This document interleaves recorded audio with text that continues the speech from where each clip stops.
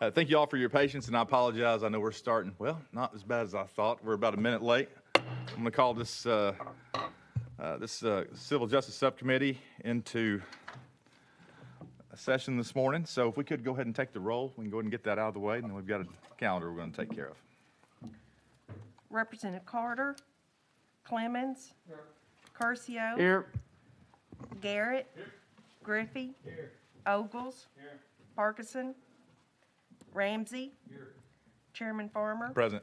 Mr. Chairman, you have a quorum. Okay, thank you for that. Members, does anyone have any, want to take any point of personal privilege or anybody they'd like to recognize or anything they'd like to say before we get started today? All right, let's go ahead and get started with our calendar then. Looks like we have number one on the calendar, House Bill 518 by, I believe that's by Representative Bricken. So you got a motion and a second, and you're properly recognized. You may proceed. Thank you, Mr. Chairman and members of the committee. This is House Bill 518. There's an amendment on the bill that makes the bill number 4056. Let's go ahead and get a motion and a second on that amendment. And then, very good. So you've got that amendment code's 4056? Yes, sir. Okay, you're recognized on that. Thank you, Mr. Chairman. This bill, as amended, basically removes the age issue from the previous bill and instead just amends the bill by changing Section A of the code that allows any Tennessee citizen to be exempted with a mental and physical hardship from jury duty by submitting a written affidavit to the court's jury coordinator.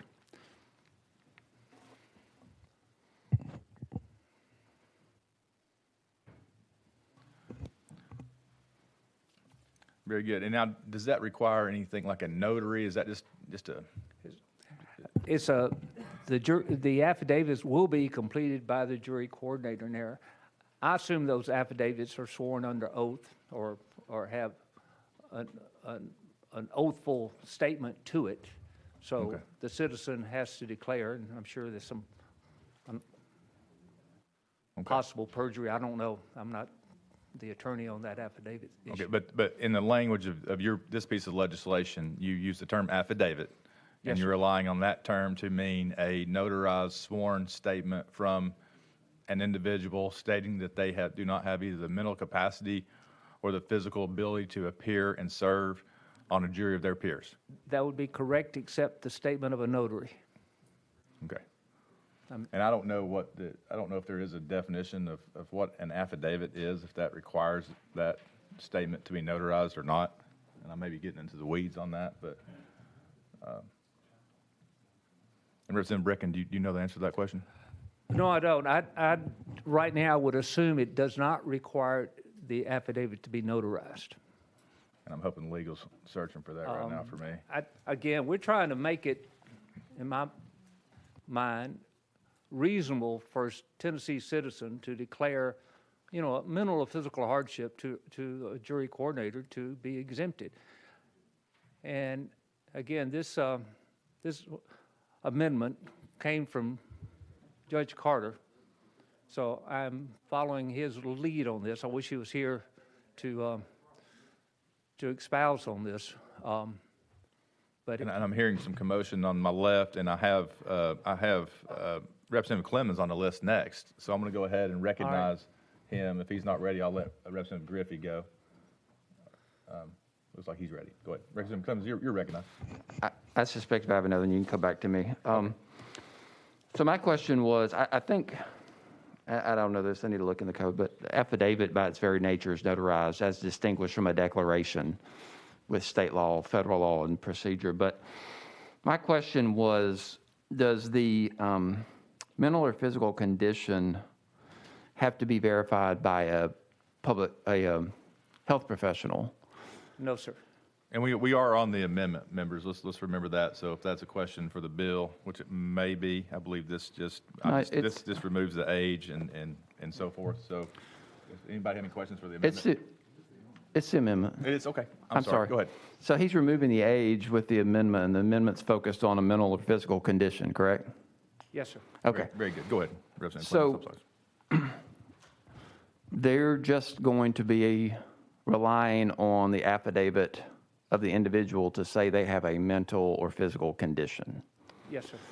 And is there any definition, and I apologize, I was looking at the code to see under existing law, I think there's already hardship provisions in the statute to be excused from jury service. So I was curious whether or not the definition of mental or physical condition was defined in there or already existing in state law, because physical condition can mean any number of things. Mental condition can mean any number of things. So is there anything there to box that in and define it a little bit more stringently? No, the current statutes removes the requirement to be supported by a statement from a physician along with the affidavit. This basically just removes that. So, Representative Clemens, any follow-up? So this removes the requirement for a statement from the physician? yes, sir. Okay. That's a concern of mine. Thank you. Thank you, Mr. Chairman. Representative Griffey, you're recognized, sir. Thank you, Mr. Chairman, and thank you, sponsor, for bringing this bill. I agree with the efforts of this bill. I have some concerns, but I think we can solve this. And quite frankly, if you have somebody that needs an excuse from having to appear for jury service, having to get an affidavit, find a notary to submit that may be throwing additional hurdles into them that we may not want to impose on someone.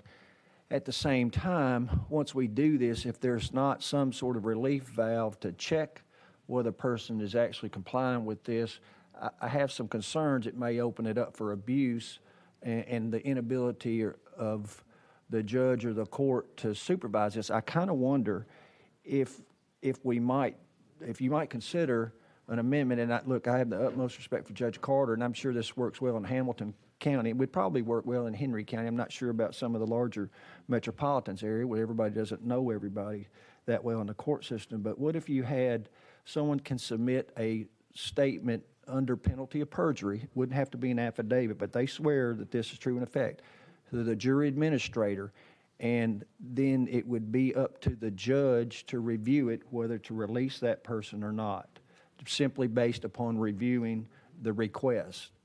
That way we wouldn't, somebody can do it, but if the judge is unsatisfied with the statement or the reasoning, he can say, look, I want you to come in and we need to maybe examine your situation a little closer rather than just give you a carte blanche release. I will say this, in my experience, every judge has bent over backwards to make every accommodation for someone that has sworn under oath or make a sworn statement. Look, I've got a problem, Judge. I'm taking care of my sick grandmother. I've got a sick baby. I'm asking to be excused.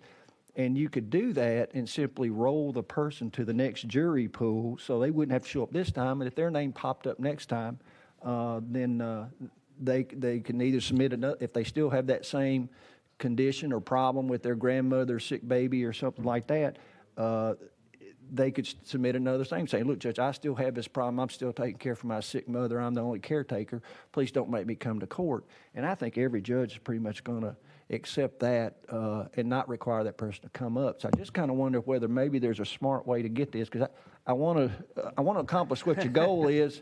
And if it's somebody over 75, look, I don't have a problem saying if someone is 75 years or older, there's a presumption the judge should not make that person come in to have to serve jury service. If they've been with us for 75 years on the good, under the good graces of the Lord and been a member of their community, participated, I have no problem with giving them an excuse. And I would certainly grant that if I was a circuit judge or something. So I just submit that for the sponsor and the committee to consider. Thank you, Mr. Chairman. Yeah, thank you, Representative Griffey. Any follow-up, Representative Brigham? No, thank you. Go I'm ahead. going to just, Okay. if Representative Graham.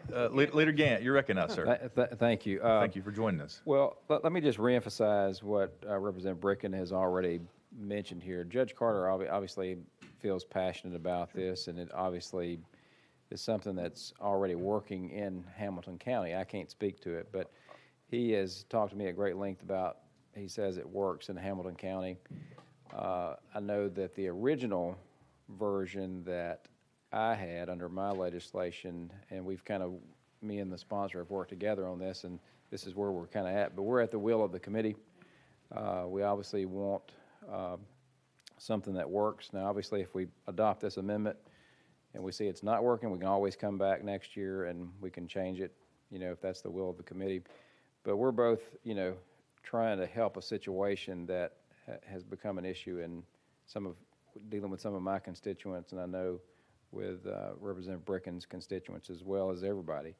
So we want this to be fair, equitable, for the right reasons. So we're kind of at the will of the committee here, how you guys would like for us to proceed. But I just kind of want to put that in the proper context of where we're at. So thank you. Members, anybody have any additional questions for the sponsor on this amendment? Representative Garrett, you recognize, sir. Thank you. I support this legislation. I support that someone that's got a condition that prevents them from serving on the jury should be able to receive that. I think I do some conservatorship matters, and when you petition the court to seek a conservator over someone that can't obviously perform on their own, you can fax a physician statement to their physician, and their physician can fill out that statement, provide it to the court. In fact, I won't even, in a rare instance, would I open up a conservatorship without that document from their physician.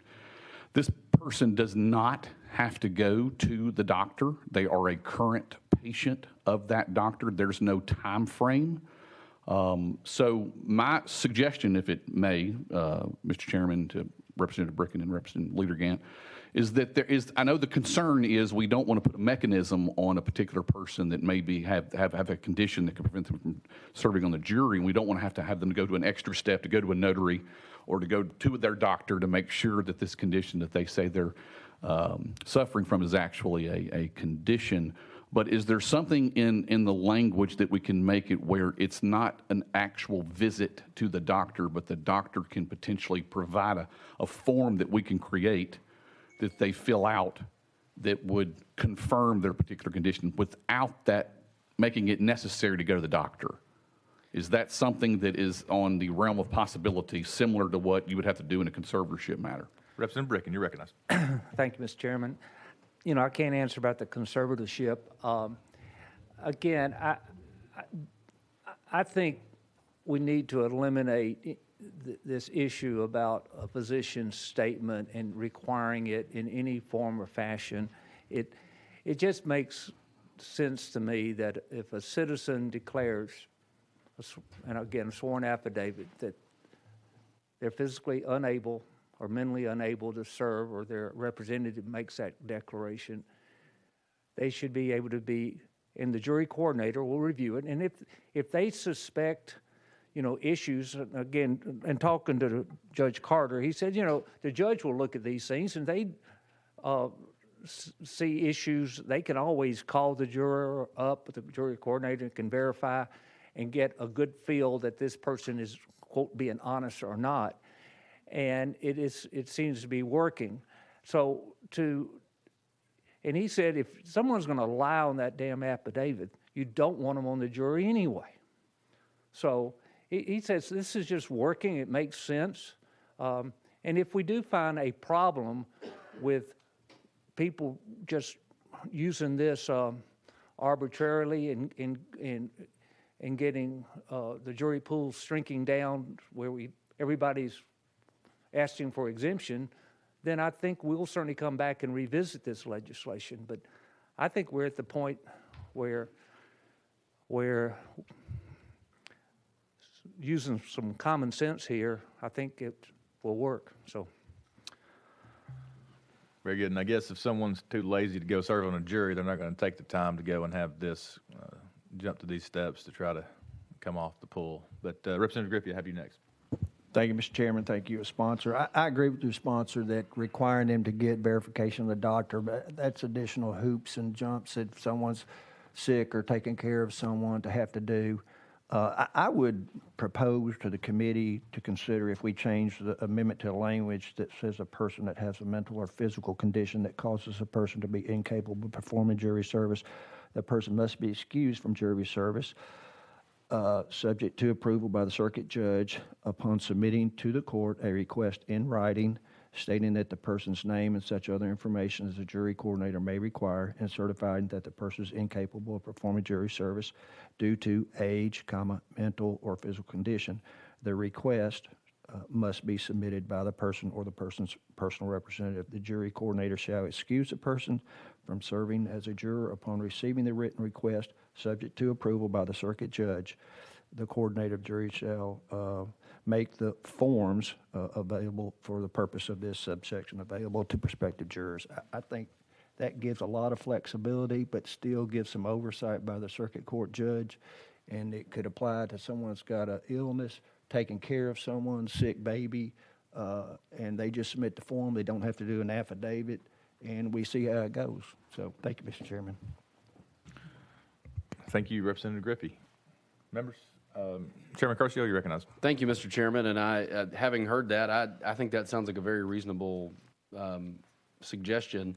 And if Representative Griffey, if you wanted to work with the sponsor on that language, I mean, I think the most appropriate thing is that we try to avoid, oral amendments if we can. And I think there's plenty of spaces here. I think you were here last week. We've got 3 rolls this year, so I don't know if we need, Mr. Chairman, I would defer to you, but if we need a motion to maybe table this amendment and then roll to next week. But I think the suggestions have been very reasonable and that would work. Excuse Thank me, you, Mr. Rick, Chairman. why don't we ask you this? Was this something that you would see as a friendly I couldn't suggestion? follow all of it. Referencing the circuit courts and things like this versus all courts. Again, I'm not familiar with all the courts and every court having juries, but things like that wording, an oral amendment like this, I don't think the committee should take up. I mean, obviously, we need Right. to get something without being too convoluted. And that's about what we're trying to do. I think that the suggestion is, hey, let's back off this amendment. Let's roll this for a week. Let's get an amendment in writing. You and Representative Griffey could look at, Chairman Curcio, myself, Representative Garrett, whomever, and then come back with something clean next week. And I hate to ask you to do that because I know we spoke last week and you'd rolled it here today, but obviously there's been several members on this committee that's had questions about it. I have questions myself, to be completely honest with you. Well, if it's the wishes of the committee, certainly we'll certainly appreciate y'all certainly considering moving it along. I mean, we are evolving here. Hopefully we can get our collective heads around this so we can adopt something. So I'm fine. Representative Griffey? Thank you, Mr. Chairman. Thank you, sponsor. I'm suggesting that I think this amendment is going to get you accomplished to what you want to do with your bill, and it's actually going to make it easier for people to claim an exemption, but still going to give some oversight by the court for, men are not always angels and so forth, to try to oversight people that might try to abuse the system. And so I would love to work with you and Leader Gant on this, and let's come up with a good version. That if it's satisfactory to everybody, I don't want to, interfere with your bill or your legislation. I'm just trying to make it better, I think. I understand. So, I'm fine. Thank you. Chairman Curcio, you recognize. Thank you, Mr. Chairman, and I totally agree, and if I can be helpful in those discussions, I would be remiss if I didn't point out, I like that we've removed the age barrier, right? In other words, you're either not able to serve or you are able to serve. We celebrated my father's 73rd birthday last night at dinner, and he can still take me out behind the woodshed and do what he needs to do. So very, very, very vibrant 73-year-old. So I like where we're going. I agree. I think we're evolving. So that's why I think it would be really important to roll. Let's actually sit down and fix this, and not pop up next Tuesday morning and say, "Oops, we forgot to talk about it." Okay, so. I'll offer my office as a venue if we need to sit down and wordsmith an amendment. But I think we can get there. We need to just take the time to do it. So with that, well, I'll hold off, Mr. Chairman, in case the sponsor wants to make a motion. No, I'm fine. If we can roll it one more week. Okay, well, what I need is just, and I believe Chairman Curcio had mentioned it earlier, just a motion to table this amendment so we can get back Okay. on the bill to actually be able to roll that. So could I get a motion? Second. Second. Perfect. All right. Motion to table. Any objections? Seeing none. Tabled amendment 4056. We're back on House Bill 0518. With that said, without objection, we're going to roll this bill 1 week. And we got a motion and a second. Without objection, House Bill 518 is rolled. 1 week from today, and we'll see you again. Thank you so much. All right, that brings us to item 2. We have House Bill 1185. That's by Representative Garrett. That's going to be taken off notice. Item 2, taken off notice. I should have mentioned that at the beginning of the committee. Typically, I'll go through the calendar once it's lengthy, and I'll let folks know what bills are on notice off, rolled before committee, and so forth. So item 2, House Bill 1185, taken off notice without objection. That brings item 3, House Bill 793 by Chairman Carr. Can I get a first and second, please? Very good. Chairman, you're recognized. Thank you, Mr. Chairman. This bill here has to do with blight, and I think we all know what blight is. Blight enables housing authorities to condemn entire areas that consist of both blighted and non-blighted property. That's where our current conditions are. And we have in this bill a definition of what blight is, but this bill would also redefine blight in items of individual blighted properties, protect non-blighted properties from area condemnation, strengthen blight definition. It also creates due process of owners of blighted property, provide notices for requirement, an opportunity for the owner to correct blighted conditions, preserves agriculture exemption from blight, and provides property owners standing to have a court make a determination of blight, and clarifies that housing authorities may purchase non-blighted property and negotiate a purchase price higher than the market value. I thrown a lot out at you there, but what we're just trying to do is to get the blight defined and as to what it is and to the houses and whatever that it may contain. And we do have in the bill, as you see, that blight is defined on a house as a roof or framing elements, support walls, beams, headers, foundation, footings, and subgrade conditions, light and ventilation, fire protection, and including egress, internal utilities, including electricity, gas, and water, flooring and flooring elements, or walls, insulation, exterior envelope. And so this means if all those conditions have not been met when they are told to the homeowner that they need to be corrected, and after a couple notices, then they are considered to be blighted, and that's when those homes and stuff can come in and be blighted. And with that, I stand for any questions. Members, do we have any questions for Chairman Carr on this? Representative Clemens, you recognize, sir. Thank you, Mr. Chairman, and thank you, sponsor. I've received from my locals objection to this legislation. Just want to let you know that. And so I guess my big concern is, why do we want to limit the ability to redevelop blighted areas as currently defined in the code? And members, we do have 2 speakers on this bill that maybe will help answer some questions as well. And I know Chairman Carr is well versed in this area of the law, but Chairman, you're recognized. I'll try to answer your question, and we can go to the speakers. Thank you, Representative Clemens. It's not we're trying to stop redevelopment, just to probably try to stop taking all the property in an area and part of it not blighted, unless that the housing authority goes and offers them a fair amount of money for their property. And we can even do that under this bill without even condemnation if they so desire. But if the chairman would grant us, please, we could go out of session. I could let my speaker speak if that would be okay with the committee. Members, do we have any questions for Chairman Carr on the bill before we go out of session? Representative Ogles, you're recognized. Thank you, Chairman. I'm trying to get my head around, does this circumvent eminent domain? So if my property meets these conditions, does this mean that I would have to sell my property as defined as blighted without it being taken through the legal courts? No, it could still go through the legal course. I believe this bill here, if I'm correct, would allow housing authorities anything. If the property was not blighted, then they could offer them a higher value at that time to take their property without going through condemnation on the good property. Representative Ogles. But once again, you said take their property. Well, I mean purchase their property. Purchase. Yeah. Okay, thank you. Thank you. Members, any additional questions before we go out of session? All right, good deal. Without objection, we're going to go out of session and hear from a couple folks. We have Mr. David Seal. Sir, thank you for being here. David's from Jefferson County, and appreciate him being here today. And I believe you've done this before, so just be sure the red light's on there. Pull the microphone down, be sure we can hear you, and then you'll have 3 minutes to present your what you prepared, and then unlimited time for questions. So, thank you, may Mr. proceed. Chairman. David Seal, resident of Jefferson County. I consider myself a property rights advocate. Under current Tennessee law, blight is defined in terms of area. This definition enables housing authorities to condemn entire areas that consist of both blighted and non-blighted properties. Private property can then be transferred to private developers for upgrading and redevelopment. Well-kept, code-compliant property can be swept up and condemned along with blighted property. Housing authorities generally justify this taking of non-blighted property by citing private investment that can be attracted, the upgrading and increased tax revenue for municipalities. But I ask you, at what price do you consider constitutional property rights? House Bill 793 corrects this in 5 ways. Number 1, it gets us away from the broad area definition of blight, compels us to deal with properties individually.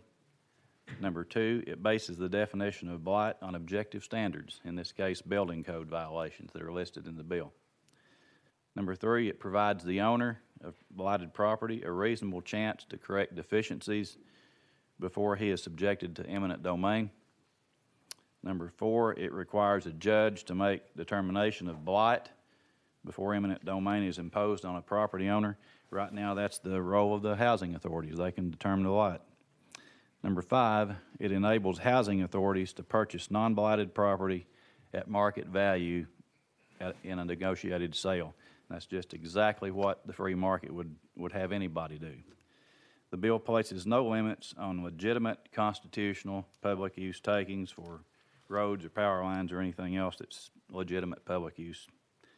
The great Supreme Court Justice Clarence Thomas warned us of the harm and indignity of property takings in the Kelo case, stating that eminent domain affects those least capable of defending their property rights.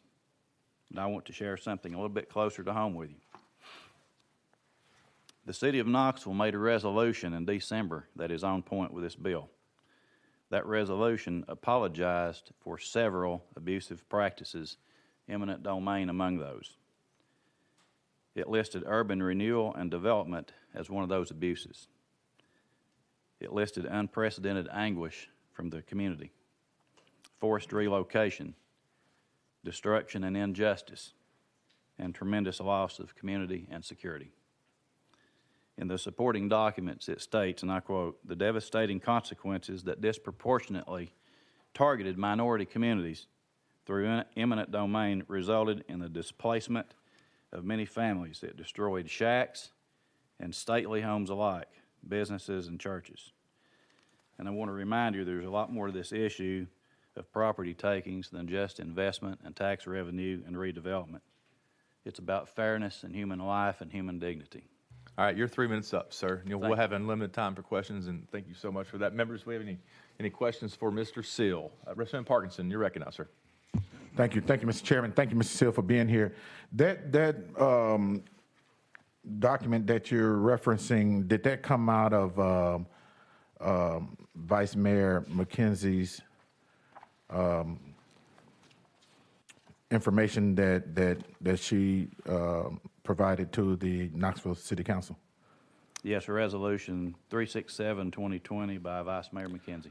Thank you, Mr. Seal. And for the members, that's our very own Representative Sam McKenzie's wife, who prepared that document, and I thought it was, a very good step in the right direction. I think this bill is fair to the people. We've seen in many cases where eminent domain has taken place, and the recipient of the property that has been taken from the citizens gains a huge windfall in the value of the properties, with the development. I think in cases of eminent domain, those individuals whose property is being taken should be valued at what are close to or in that space of maybe even between what the market value is and the expected value of the developed property once developed, because they didn't ask for their property to be taken.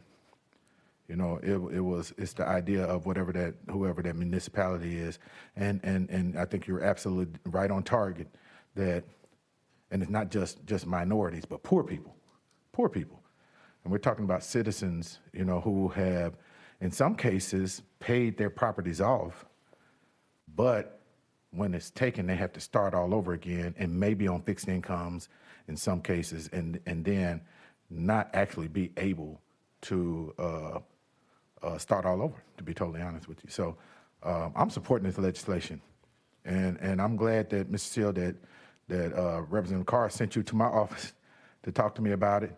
I think that we should be moving in the direction, make sure that people are treated fairly, regardless of you know, what their socioeconomic background is, and I think this bill goes a long way with that. Thank you, sir. Thank you. Thank you, Mr. Chair.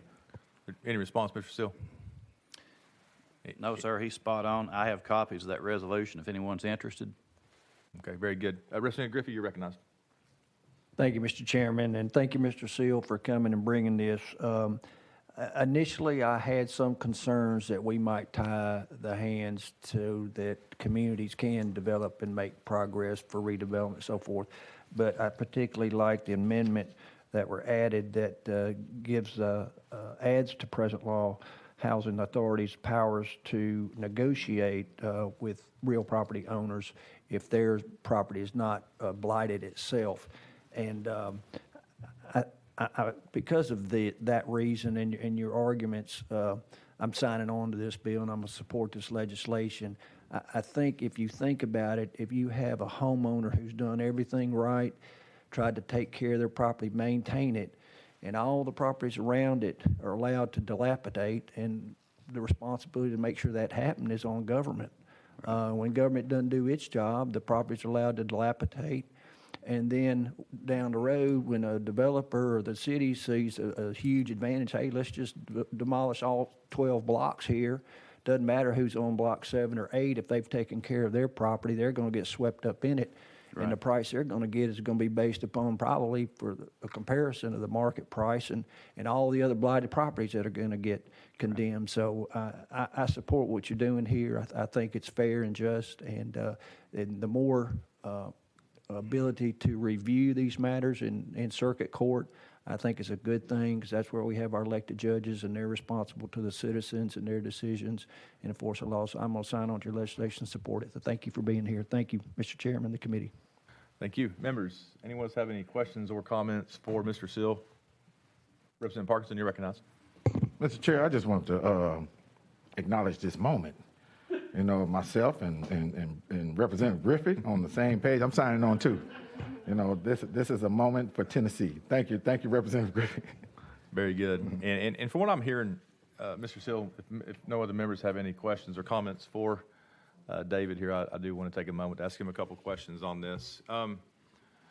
So what I'm hearing, have there been situations where local governments have allowed private enterprises to come in and push minority-owned residential properties and or businesses, maybe influential property-owned businesses, residences out for financial gain?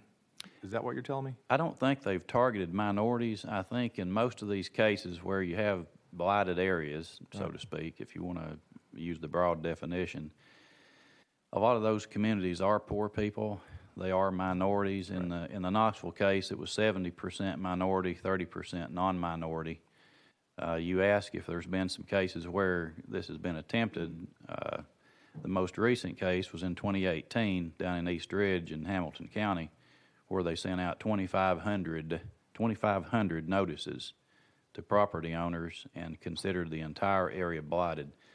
Now, if 800 or 900 of those properties down there were not blighted, they don't need to be condemned. You know, this is all about bringing property up to speed, so to speak.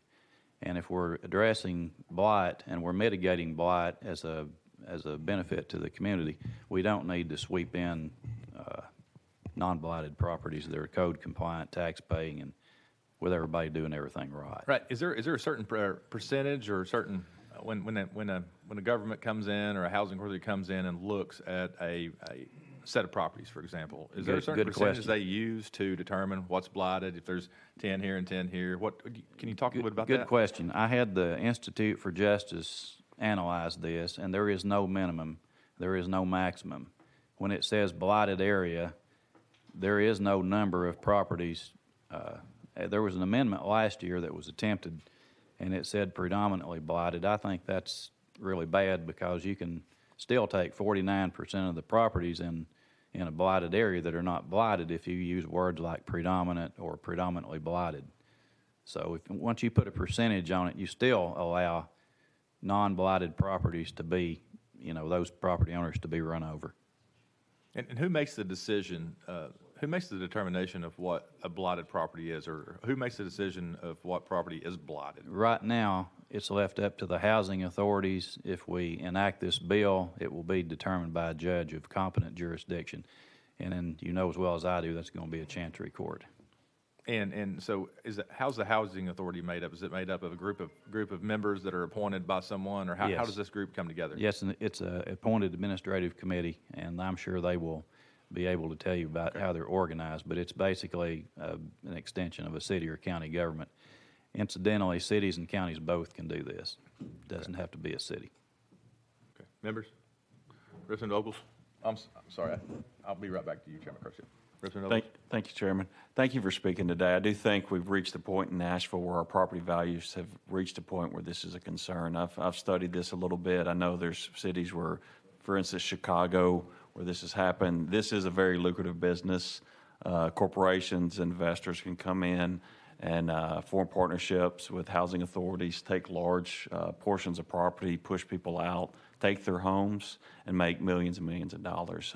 Yeah. I think it's unfair, and it shouldn't be allowed in this state. Thank you. If people have owned a home and decide they don't want to sell that home, they should have every ability to stay in that home for as long as they decide to. Thank you for being here today. Thank you. Chairman Curcio, you're recognized, sir. Thank you, Mr. Chairman, and thank you for being here, Mr. Steels. And I know we met on this issue as well. I'm curious, can you tell us more about what happened in East Ridge? So you said was it 2,500 notices they sent out? Yes, sir. And was that part of a sort of a fact-finding process? In other words, did those notices go out to say, we're considering this, the way like if there's something that's going to be rezoned, they put up a sign that says there's going to be a public hearing and you should come and voice have your voice be heard? Is that really what that notice was for? Maybe the housing authorities can give you more on this, but I'm basing what I'm telling you on an Institute for Justice report, because the Institute for Justice represented those people in East Ridge. Once they got those eminent domain notices, I wish I could tell you more about it, but it was a close call. There was a public uprising. The city housing authority was actually disbanded after that took place, and the city, of course, they abandoned the takings. But as far as what that literal notice said, I'm sorry, sir, I can't tell you specifically what it said, but it was a notice of eminent domain in some form. Well, that's helpful. So, but in other words, these folks were notified, then they were able to come to City Hall, presumably.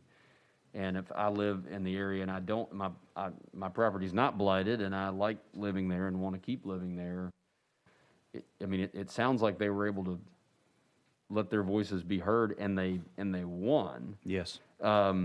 So I completely agree with this notion that, my home is my home, and very proud to live there, and I want to be able to live there as long as that's what my family I decide to do. I certainly don't want a government telling me I've got to move. Right. So I agree with all of that. My concern, is less about that. I don't want to focus on that piece too much, because I don't think there's anybody up here that disagrees with that. My question is, if we're not careful, though, we could kind of throw the baby out with the bathwater, I think. I think in order for these housing authorities to receive federal grants and access funding and low-interest capital and so forth, they've got to take an entire section. And I think that actually helps protect private property owners, because if I live in that zone and the idea is to replace it with a bunch of mixed-use commercial type stuff, and I'm used to living in a residential neighborhood, it also protects me because unless they can get the whole zone, then I'm not going to live next door to a restaurant or something like that. In other words, I get to stay in a residential neighborhood, not a mixed-use commercial development now. So I do want to at least acknowledge what I see as some protections for those private property owners. The reason they've got to get a whole zone is so that I don't wake up living next to a steakhouse or a Dollar General or something else, right? I mean, a commercial property, in other words. So I agree. We don't want to kick anybody out of their house.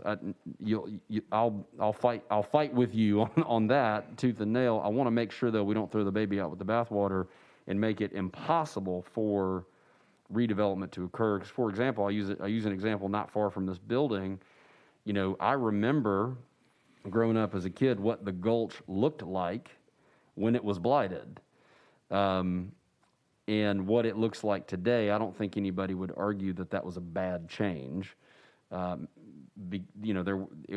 had become an area that was really kind of,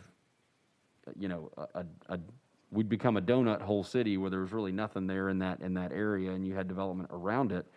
And so by being able to go in and take that whole thing and redevelop it whole cloth, I think it was seen as a positive change. So I totally agree. I just want to make sure that we don't overreact, and then because the net result will be people will still get to stay in their houses like they do now, like the folks in East Ridge are still in their homes, but we'll never get another project approved either, and the Gulches won't happen as well. So I just want to weigh both of those things.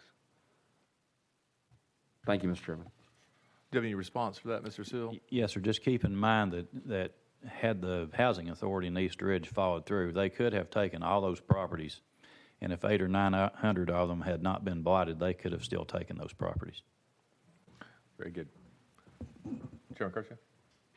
No, the point's well taken. I just, they do still get a venue, and maybe we can hear more from the housing authorities on what that process looks like. But notifying them and saying, we're thinking about doing this, I think is drastically different than notifying them and saying, you got to be out by next Thursday. And so maybe it'll be helpful to kind of clarify which is happening. Because again, I agree with you. I love my home. I don't want any government bureaucrat telling me I got to move out of it. But on the same token, I also understand why they've got to take a whole zone is because if I'm accustomed to living in a residential area, I sure don't want to wake up next to a commercial business tomorrow because I wasn't blighted, but everything around me was, and now I can't live there the way I was accustomed to. So it's a complex issue, Mr. Chairman, and I'm glad we're getting to have the discussion. Very good. Thank you for that. Representative Parkinson, you're recognized. Thank you, Mr. Chair. And Mr. Chair, I just want to make sure I'm clear on the legislation. Now, under this legislation, it doesn't stop the eminent domain from happening. Am I correct? It does not stop eminent domain on blighted properties. If our purpose is to redevelop blighted properties, we maintain that. It just draws a line between blighted and non-blighted. But if that non-blighted property under this legislation, it can still be taken in, but they have to negotiate a price for it. So it doesn't stop them from getting the property. Am I correct? That's correct. It just has them do what you and I would do in the free market. You know, if you take the blighted portion, you can negotiate a price for the properties that Representative Curcio was Okay. speaking about.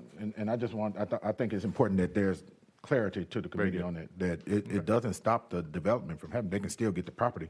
They just have to give them a fair price for it, or what, work out the price on it. Thank you, sir. Thank you. Great questions. Members? Representative Ogles, I have you on the list. I may just put you on there again just so we could hear your talent. But other than that, Well, just real quickly, to the previous chairman's point, the only problem I have with that is even with the eminent domain, if you choose not to sell and you were to have an acre over in the Gulch that you held out, what would that acre be worth today versus 5 years ago? And I think that's property owners' rights. It's not for the state to acknowledge that private corporations can partner with public authorities and take people's property. So I want to be sure that we protect that in Tennessee and limit their ability in any way to forcibly have people lay their cards down, because that could be their parents' house. They may want to leave that house to their grandchildren, and that should be their right in the state. Thank you for being here. Thank you. Members, any follow-up or any other questions for Mr. Sill before I excuse him? We do have another speaker. All right, well, thank you, sir. You've done a great job. And we do have another speaker while we're out of session. Up here, we have Lou Allsbrooks. Sir, I believe you've spoken here before. If you would, go ahead and sit down, introduce yourself, let everybody know who you're with, be sure your red light's on, and we're currently out of session. You'll have 3 minutes for your presentation, and just like the speaker before, we'll have unlimited time for questions. Absolutely. Is this on? I'm good? You're okay, on. great. And thank you for allowing me to be before this fantastic subcommittee today.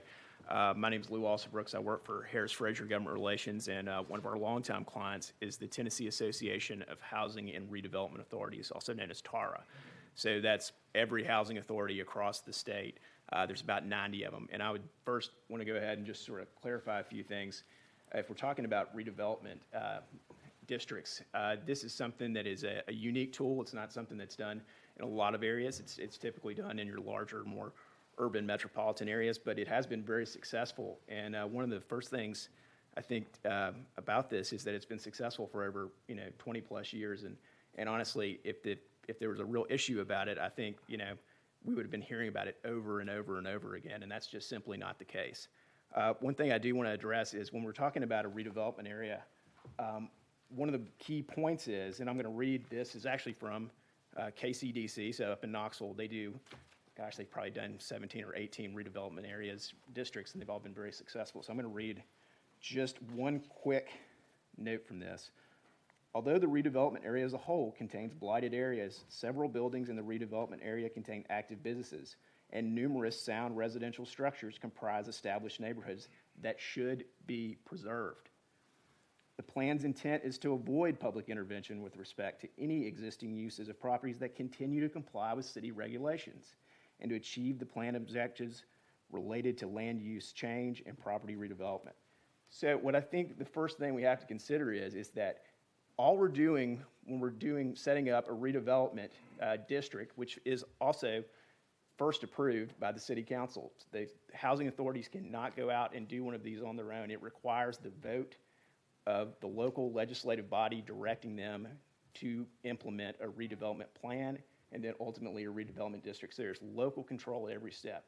There are public hearings, there are community meetings. At the last one that I read about in Knoxville, there was over a dozen community meetings to get community stakeholder engagement, buy-in, and to prevent the type of issues that you would run into where you may have a situation where somebody's, they're saying, hey, this is just not going to fit. This doesn't work. And so these things have safeguards built in all along the way, and a housing authority would never want to do a redevelopment district without all of those safeguards in place, because we don't want to displace anyone.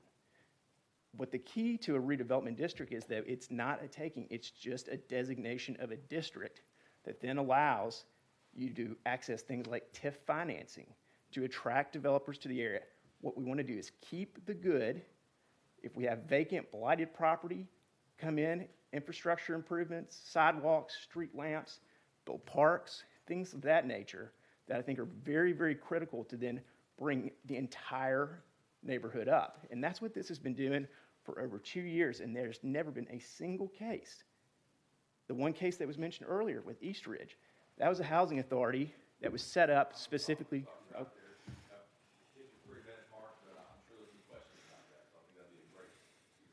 I want to stop you right there. Your 3 minutes is up. But that's a good stopping point, because I'm sure you're going to have questions about East Ridge there. So, members, Representative Griffey, I saw your hand first. Thank you, Mr. Chairman. Could you please explain the situation with East Ridge?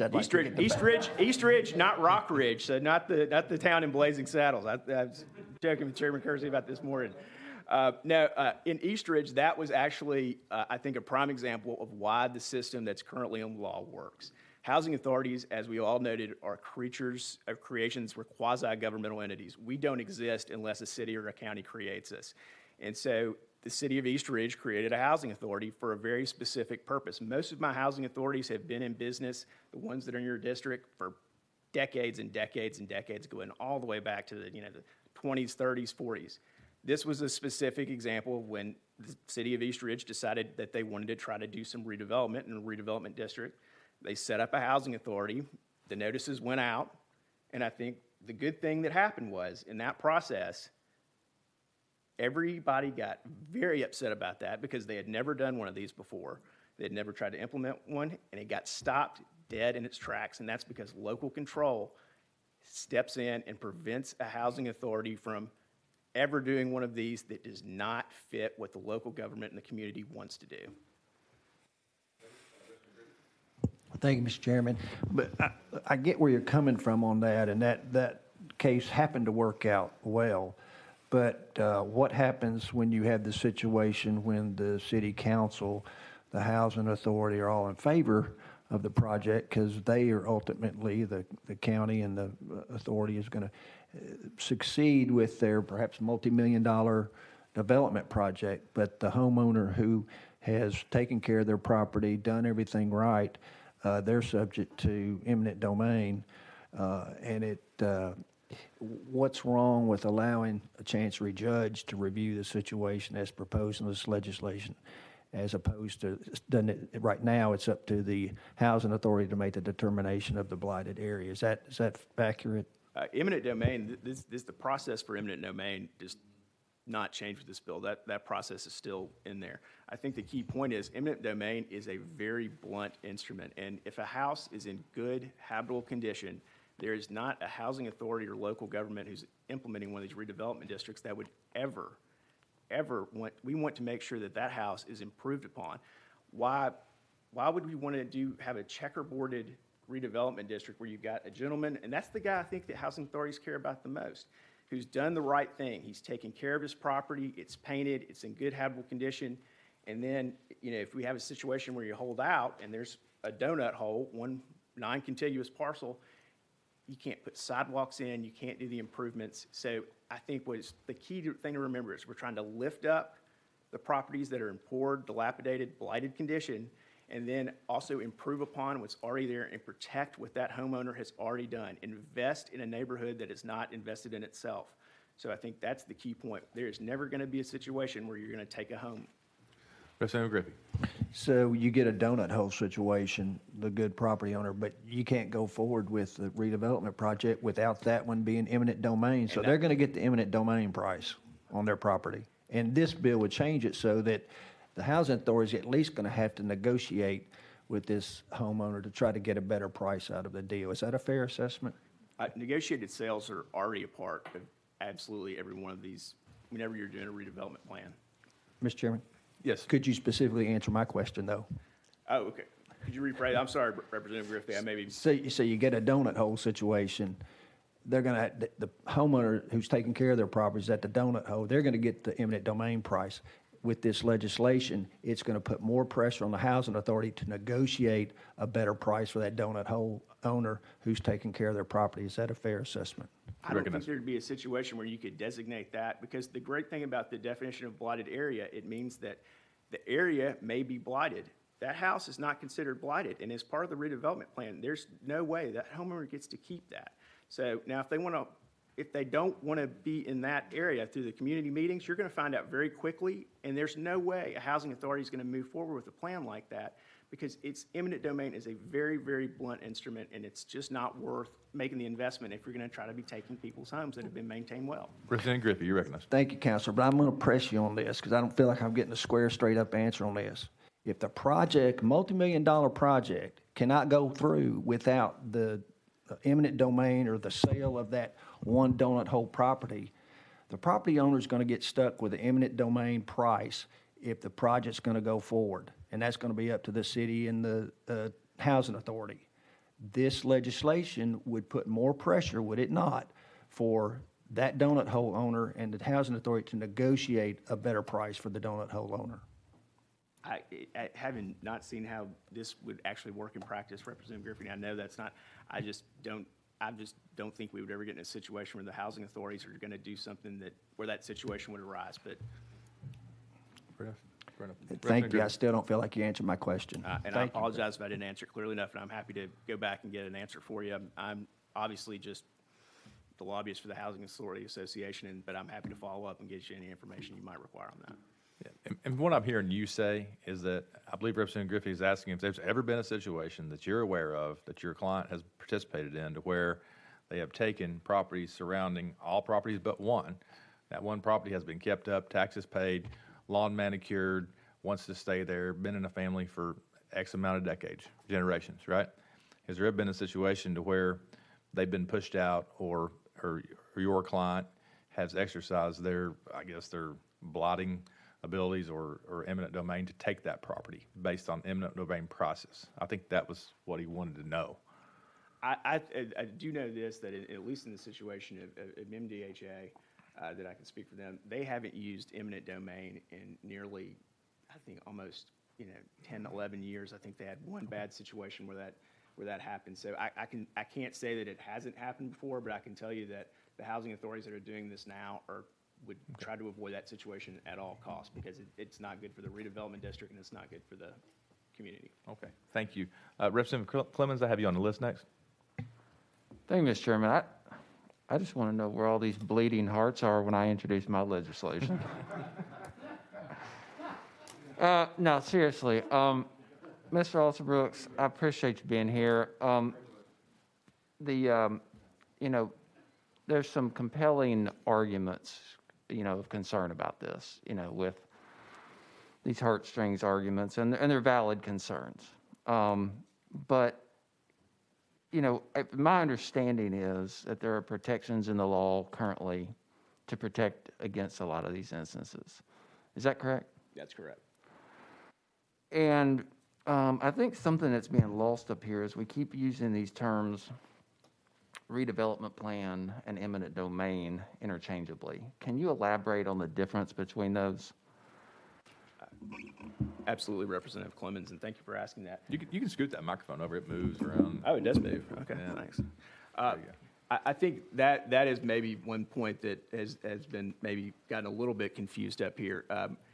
Eminent domain is a tool. A redevelopment district is a designation that has been voted on, approved by a local legislative body, and then that allows, once you have a redevelopment district established, then begins the process of how you can go in and look and see which are the properties, which are the ones that are blighted and have fallen into a dilapidated state of disrepair. And these are, to get to that condition, these have to be almost nearly uninhabitable.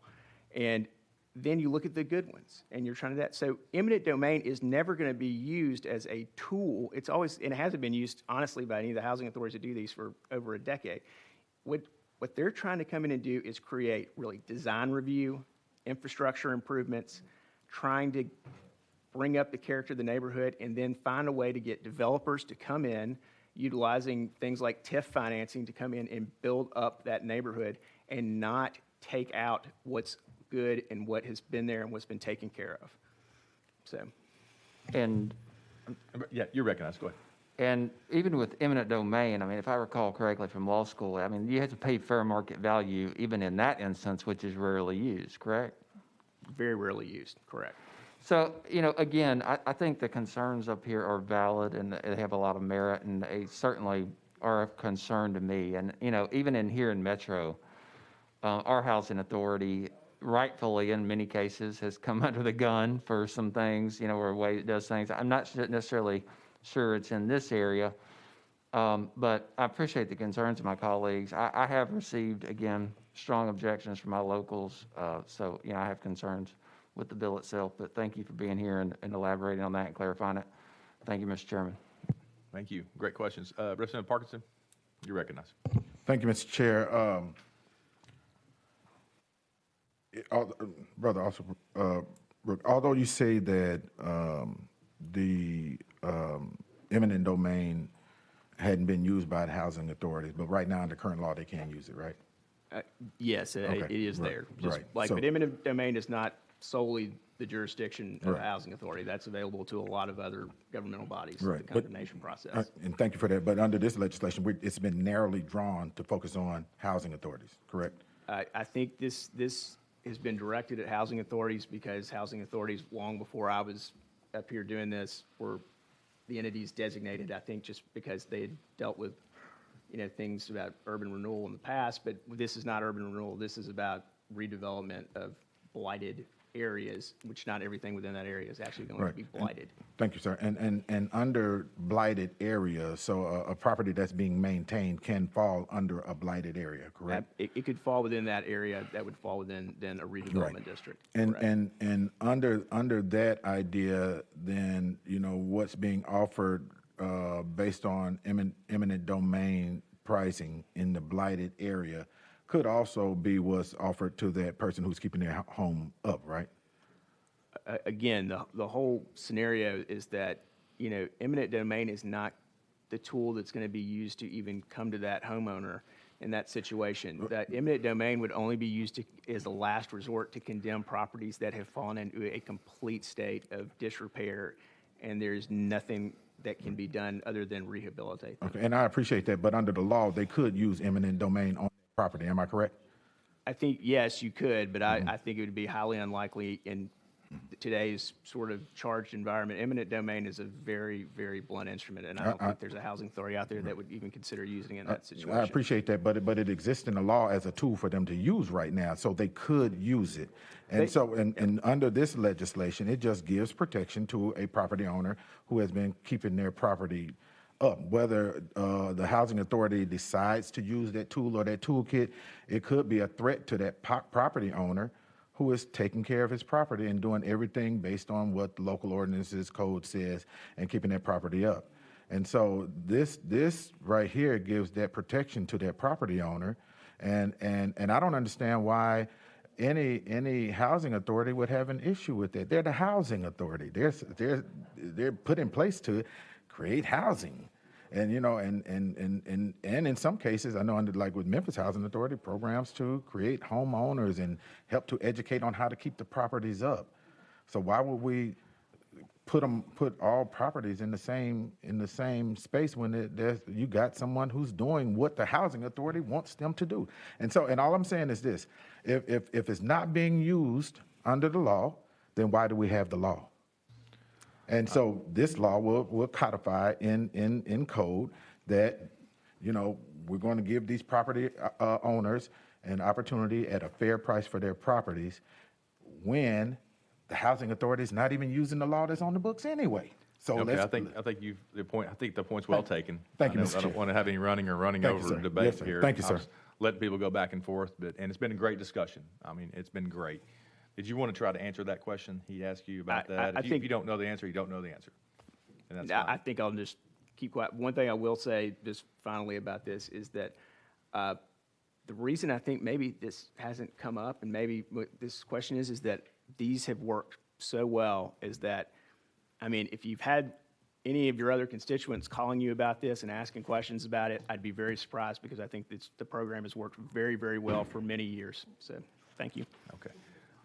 Chairman Curcio, did you have, I thought I saw a hand over there, and it may have been yours.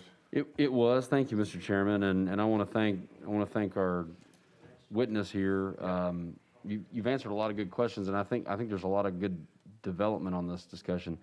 One question I have is if we are going to pitch this to judges as this bill in part would contemplate, do we, because since they don't currently handle that caseload now, do we have an idea for how often these issues come up? And so if we did pitch it to the judges, what the additional caseload might look like? Can you speak? You may not be able to speak to that. But I honestly can't speak to it just because I think, like I've said previously, is that the program works well. Unless this was implemented, I have no way to know what the impact would be other than you would not have another redevelopment district ever created again. Okay, because I think we've heard some good points here. Which, and again, as I said to our previous speaker, I hate the idea of just kind of throwing the baby out with the bathwater. So, I like the idea of private property owners being able to go before a judge for an appeal. I think that's something that maybe has struck a tone. I also sympathize with a housing authority's need to have an entire zone that's blighted and not this kind of polka dot situation.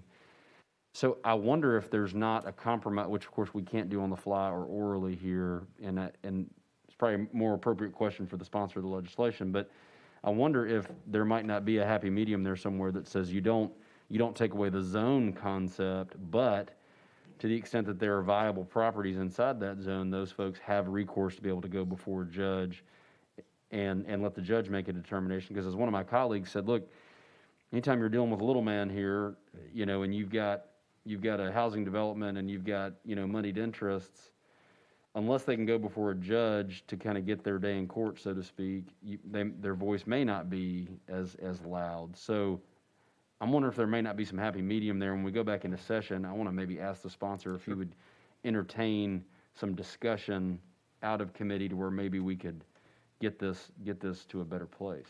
Yeah, and I think I'd like to know what, Mr. Alsbrooks, if you have a comment or any response or prepared to, would your folks entertain something like that, of some sort of compromise there to kind of? I think there's not a single instance where the housing authority in the state of Tennessee would not be willing to compromise, to listen. I think, these are discussions that, because of how complex this is, and as Chairman Curcio mentioned, throwing the baby out with the bathwater, these are complicated arrangements. I think there's an opportunity to discuss it, and it needs to be discussed, and we'd be happy to be at the table. Very, very good. Members, do we have any other questions for Mr. Alsbrooks on this before we go back into session? We probably need to get back into session. I don't see any. Thank you so much. You've been extraordinarily helpful. Thank you, Mr. Members, and without objection, I want to gavel us back into session here so we can hear from Chairman Carr. Thank you, Mr. Chairman. It's been a very interesting rebuttal from both sides, and everything I think has been said that want to be said. And I'm open to any entertainment from the committee as to what they want me to do on that. So I yield back to the committee. Representative Griffey, you're recognized, sir. Thank you, Mr. Chairman, and to the sponsor and the committee. I kind of wonder if maybe we could consider rolling this for a week or two, and let's get together and see if there's a happy medium. I like Chairman Curcio's comments that maybe there's a way to solve this, protect the interest for the little person that may be getting swallowed up by this big movement, this big tidal wave that's coming down at them, so that they get their day in court and get an opportunity to at least have an independent person hear their concerns and claims. So I would just submit that to the committee for consideration. Chairman Curcio? Thank you, Mr. Chairman, and thank you, Representative Griffey, for your remarks. And I'm not going to make a motion, but I'm going to make a suggestion, which is if we do decide to go that route, I would suggest to the sponsor that this is a very complicated issue. So maybe rather than rolling 1 week or 2 or like a specified amount of time, it might be in your best interest to actually take the bill off notice so that we're not on a time clock. Because heaven forbid we get into this and my suggestion on the back of a napkin is not as clear cut as we think it might be. That's just in your best interest. So again, I'm not trying to force you into a posture at all, but I just worry if we say roll 1 week and then you get dinged because we're not ready next week, because I do think this is very, very complex. So for what that's worth.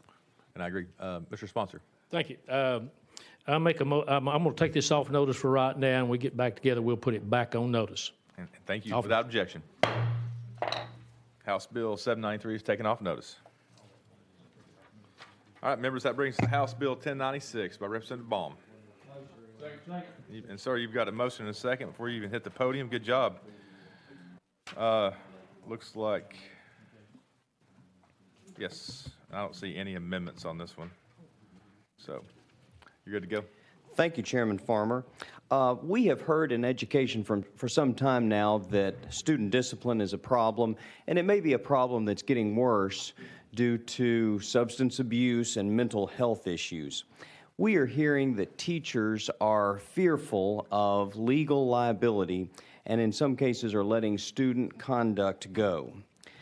Already in Tennessee's School Discipline Act, principals, teachers, school employees, and bus drivers have the authority to use reasonable force when necessary in order to correct or restrain students in order to prevent them from hurting someone else or from hurting themselves. And already in statutes, teachers have liability, have criminal liability. but there's nothing in the statutes that currently provides them with immunity, civil immunity. And that's what this bill would do. It would provide teachers with civil immunity when carrying out the provisions of the Tennessee School Discipline Act. There's nothing in this bill that would authorize corporal punishment. It's just it's just a bill that would be designed to show teachers that we recognize what they're going through, and we're attempting to support them in their efforts to impose discipline. Members? I'm sorry, were you finished? I am done. Thank you. Okay. Representative Griffey, you're recognized. Thank you, Mr. Chairman. Thank you, sponsor, for bringing this legislation. I fully support it, and I'll be signing on to your bill if you'll let me. So thank you. Absolutely. Thank you. Very good. Members, Representative Clemens, you're recognized, sir. Thank you, Mr. Chairman. What does this do with the LEAs? Does this expose them to more civil liability? I would not think so. This just adds a section to the Tennessee School Discipline Act, just stating that teachers have civil immunity, and again, they already have criminal immunity. Representative Clemens? Right. Under the Governmental Tort Liability Act, LEAs are held liable for any negligent conduct of an employee acting in their capacity. So if a teacher felt like they were immune from any liability, and this is the worst case scenario, would they not be exposing their LEA to more potential civil liability? Representative Baum? One thing that may address that is, in this bill, the teachers would only be provided with civil immunity if their conduct is not grossly negligent, reckless, or intentional misconduct. If they're guilty of any of those things, then the civil immunity that's referenced in this bill would not apply. So that would give LEAs, I would assume, some cover. Very good. Representative Clemens, any follow-up? Yeah, I disagree with that. The law is pretty clear on what grounds LEA can be held liable for the act of an employee, such as a teacher acting within their capacity or scope of employment. So, and that standard is negligence. And you're increasing here the burden to gross negligence for the teacher themselves, which that's fine, but I worry about the additional weight that's going to put on the LEA. So, thank you, Mr. Chairman, and that's all. Thank you. Any follow-up, Representative Baum? Not other than to repeat that the teachers would again only be provided the civil immunity if their conduct is not grossly negligent, reckless, or intentional misconduct. Very good. Members, any further questions or comments on House Bill 1096? Excuse me. All right. I saw a finger, and it was going to be ready to be an entire hand of Representative Ogles, I believe. So if you was, Yes, go ahead. thank you, Chairman. I have one question about the use of reasonable force to correct. So if my daughter's chewing, and I hate when we do this in committee. I'll just fully disclose that, but I'm just thinking of an instance. If my daughter's chewing gum, and that grumpy gym teacher comes over and snatches her arm and leaves a bruise on her arm, is that not for a jury or a judge to decide if that's reasonable force? Because if my daughter comes home with a bruise on her arm for chewing gum, Dad's going to lose it. And I want to be sure that we're not giving so much latitude to use of force that I'm a little worried about the wording of the language. I totally understand the intent. Love the sponsor, love the intent of the legislation. I'm just bringing that up, maybe a question to the committee and the actually practicing lawyers on the committee to where this threshold is, because I have a little concern of the reasonable force. I mean, what amount of force is reasonable if the parent does not want their hands laid on their child? Thank you. and I was thinking, and I just want to say this, and I'll defer to the sponsor, but I was thinking that situation may be outside the scope of this legislation. I thought this was just for disciplinary acts, and that act would be something other than a disciplinary act, I think. I don't know. Well, what I should say is I think the example you give would be one that would not appear to be reasonable force. But my comment is that the Tennessee School Discipline Act already includes this language, reasonable force. This bill does not initiate that language. It's already in the legislation. It's already in statute. All my bill does is say if the teacher follows existing statute, they would have civil immunity. Okay. Chairman Curcio, you're recognized. Thank you, Mr. Chairman. And I think that's exactly right, just to sort of speak to that, because Representative Ogles, you've brought up a situation that as a parent I would be very concerned about. I think it's that definition of reasonable force, and that's going to be a jury question. So if my daughter came home in the situation that you described, I would have a lot of questions, and if we wound up going to court, this piece of legislation would not prevent you from being able to go to court. It would be a fact question for the finder of facts to say, did that gym teacher use reasonable force? And if they did, then this bill would confer the immunity. If they did not use reasonable force, if they used excessive force, they would have no shield under this protection, is my understanding. And then it's Katie bar the door, because mom and dad have got a lot of questions they want to ask in front of a judge. Very good. Representative Bond, any follow-up? Again, this bill is not authorizing reasonable force. That's already in statute. Very good.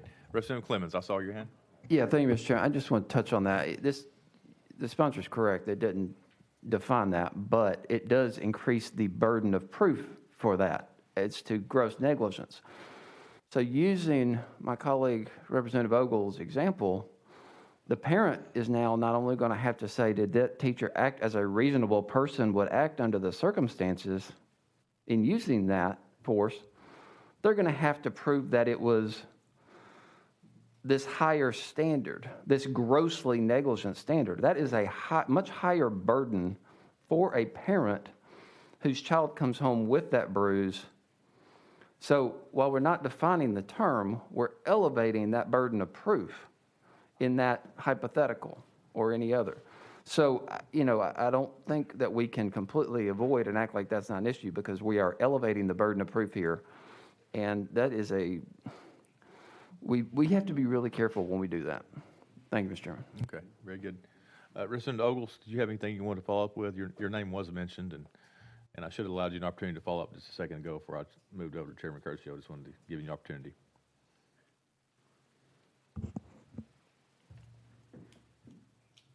To the sponsor, I know, thank you, Chairman. I think it's been articulated well by the previous speaker that was my concern, is if we're elevating this, if we're giving our few bad actors maybe out there some more cover that maybe they wouldn't have otherwise. I appreciate the intent of the legislation, and I'm about 90% comfortable with it at this point. But I'll defer to the rest of the committee. But thank you for your piece of legislation. Members, any other questions or comments for Representative Baum before we vote? Questions been called on the bill. All right, looks like we're ready to vote to send House Bill 1096 to full Civil Justice Full Committee. All those in favor say aye. Aye. All those opposed say no. Ayes have it. Bill moves on to full criminal justice, full civil justice. Thank you all. Thank you. That brings us to item 5, House Bill 588 by Representative Haston. And you've got a motion and a second, sir. Doesn't look like you have any amendments filed, so you're free to move forward. Thank you, Mr. Chairman. In case some of you didn't get your fill of excusing of jurors discussion earlier, you're in luck. We're going to jump back into it for a brief minute.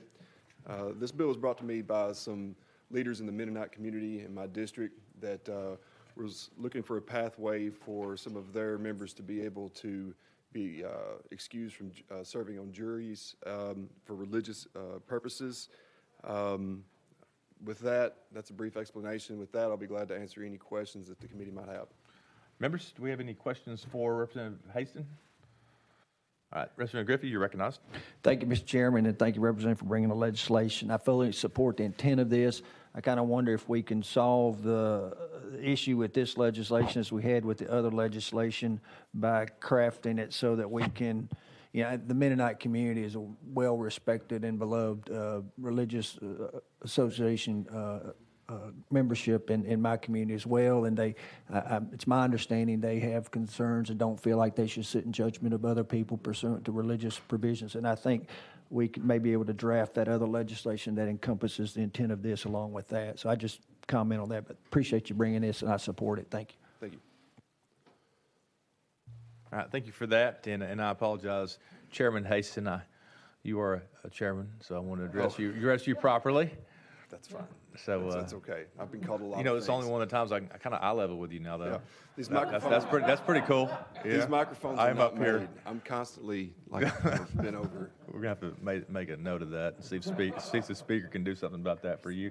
Chairman Curcio, you're recognized. Thank you, Mr. Chairman, and I agree, it is nice to be able to see him now instead of him seeing my bald spot up there, but, no, I appreciate the comments a moment ago, and because this is difficult. I have a pretty healthy Mennonite community in my district as well, and so I think it bears discussion. I also want to balance that with if somebody's sincerely held religious beliefs, oftentimes are exactly why we want them on a jury, because they're thinking about things in the same way that I might. If I needed a jury of my peers, I need somebody who shares those sincerely held beliefs. So I wonder if we might be able to study this. Maybe I'd like to make a motion to summer study so that we can talk about this some more for a larger discussion.